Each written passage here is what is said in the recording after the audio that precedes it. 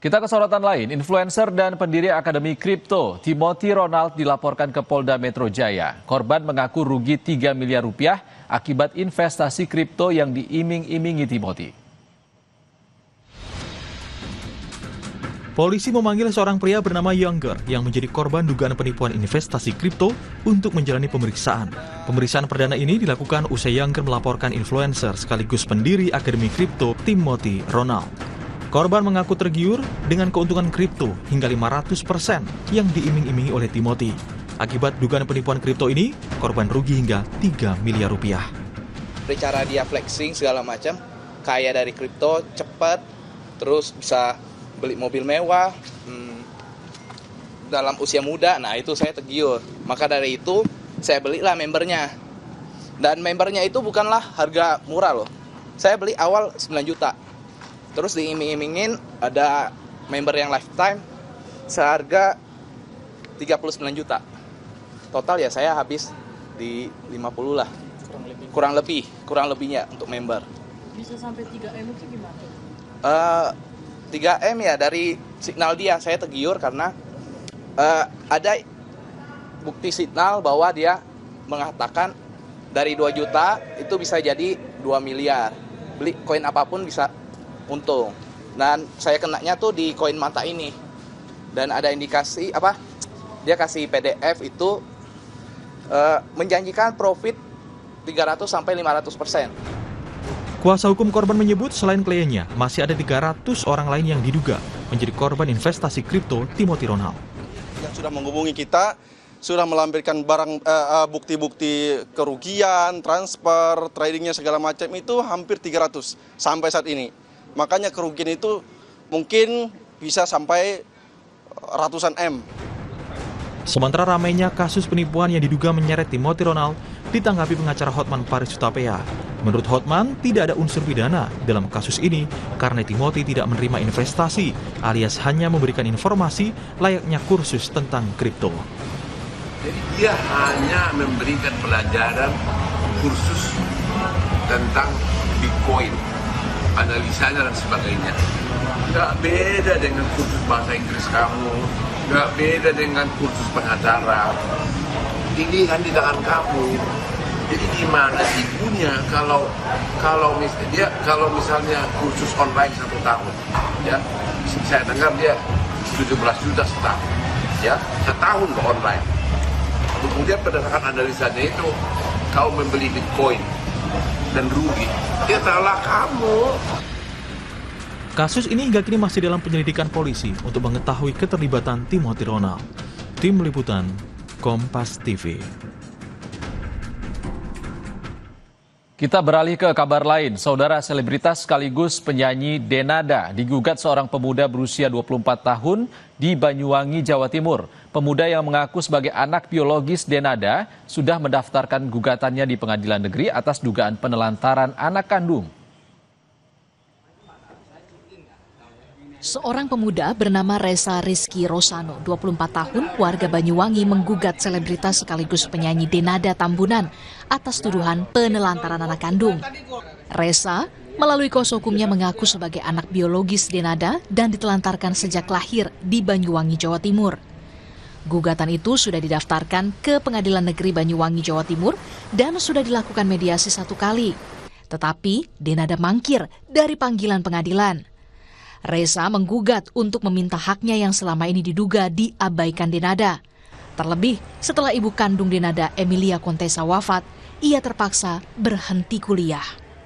Klien kami ingin meminta hak-haknya sebagai anak yang tidak diberikan oleh orang tuanya semasa masih kecil, seperti beliau. Nah, melalui gugatan melawan hukum ini kita ajukan harapannya hak-hak dari klien kami sebagai anak kandung dari tergugat bisa terpenuhi melalui putusan pengadilan.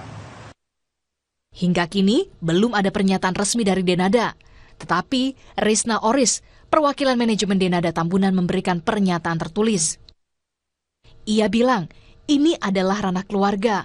Bagaimanapun juga, semua keluarga memiliki privasi dan setiap keluarga punya cerita.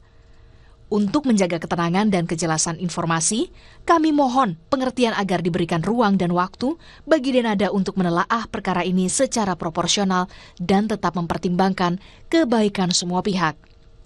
Rendra Farandika, Kompas TV, Banyuwangi, Jawa Timur.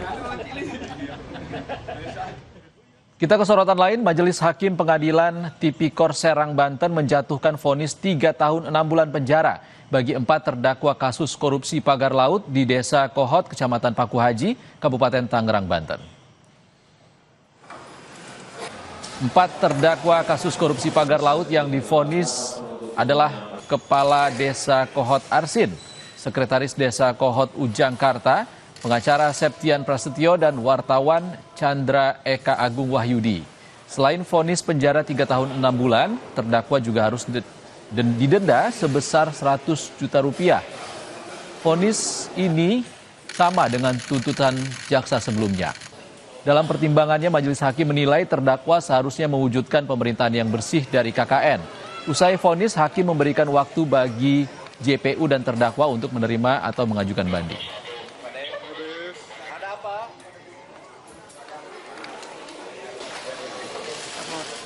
Menjatuhkan pidana kepada para terdakwa, oleh karena itu dengan pidana penjara selama 3 tahun dan 6 bulan dan pidana denda masing-masing sejumlah 100 juta rupiah.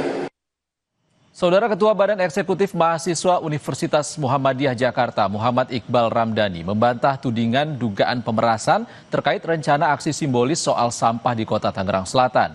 Isu itu mencuat setelah beredar tangkapan layar percakapan yang menuding adanya permintaan uang agar aksi dibatalkan. Isu dugaan pemerasan yang menyeret nama Ketua Badan Eksekutif Mahasiswa BEM Universitas Muhammadiyah Jakarta, Muhammad Iqbal Ramdhani, ramai diperbincangkan di media sosial. Dugaan ini muncul usai beredarnya tangkapan layar percakapan dari seseorang yang mengaku mengenal Iqbal. Dalam percakapan tersebut disebutkan, setiap ada rencana aksi demonstrasi, Iqbal diduga meminta sejumlah uang kepada pihak yang akan menjadi sasaran aksi. Bahkan disebutkan nilai permintaan uang mencapai puluhan juta rupiah agar aksi dibatalkan. Dalam pesan yang beredar, disebutkan permintaan uang berkisar antara 20 hingga 50 juta rupiah menjelang rencana aksi terkait persoalan sampah di Tangerang Selatan. Namun, permintaan itu diklaim ditolak pihak yang dihubungi. Menanggapi tudingan itu, Ketua BEM UMJ Muhammad Iqbal Ramdhani membantah seluruh isi percakapan yang beredar dan menyebutnya sebagai informasi bohong. Kita nggak mengambil atau bahkan bahasanya memeras gitu ya, memeras untuk minta 50 juta, bahasanya kan kalau di media kan disebutkan nominalnya 50 juta gitu, dan kita bisa pastikan itu semua hoax. Jadi itu merupakan satu framing untuk kalau kita melihat ini menjadi satu cipta kondisi untuk memecah belah gerakan aja sih. Diketahui mahasiswa UMJ sebelumnya menggelar aksi simbolis dengan membawa dan membuang sampah di halaman kantor Wali Kota Tangerang Selatan pada Kamis pekan lalu. Aksi itu merupakan bentuk kritik terhadap penanganan sampah yang dinilai belum maksimal. Eka Marlupi, Kompas TV, Tangerang Selatan, Banten. Saudara, kericuhan terjadi antara calon penumpang kapal motor Ciremai dengan petugas keamanan pelabuhan Yosudarso. Puluhan calon penumpang memaksa naik ke kapal meski tak mengantongi tiket. Informasi selengkapnya usai jeda.